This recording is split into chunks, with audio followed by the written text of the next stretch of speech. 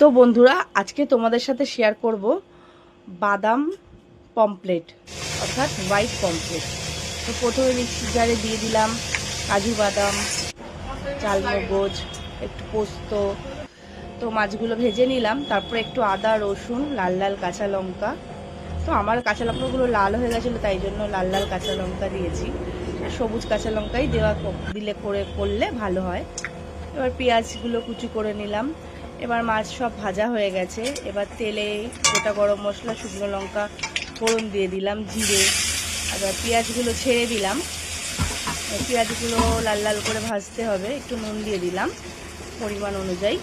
তো ভালো করে ভেজে নিলাম পেঁয়াজগুলো। তারপরে মিক্সির জারে পেস্ট করে মিক্সিতে ওই বাদাম, পোস্ত, কাজু বাদাম, লঙ্কা, আদা, রসুন সব দিয়ে পেস্ট করে সেটা মশলাটা ঢেলে দিলাম।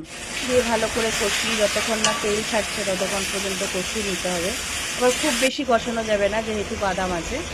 তারপরে জল দিয়ে মাছগুলো ছেড়ে দিলাম। তো যথারীতি টকবক করে ফুটে উঠেছে। তারপরে টেস্ট ভালো রাখার জন্য একটু ঘি দিয়ে দিলাম, তারপরে নামিয়ে নিলাম। তো দেখো কি সুন্দর হয়েছে দেখতে। যেরকম দেখতে সুন্দর হয়েছে সেরকম খেতেও সুন্দর হয়েছে। ভালো করে ভাতের সাথে মেখে খেয়ে নিলাম, সেই টেস্ট। তারপরে তো আমার চাটনি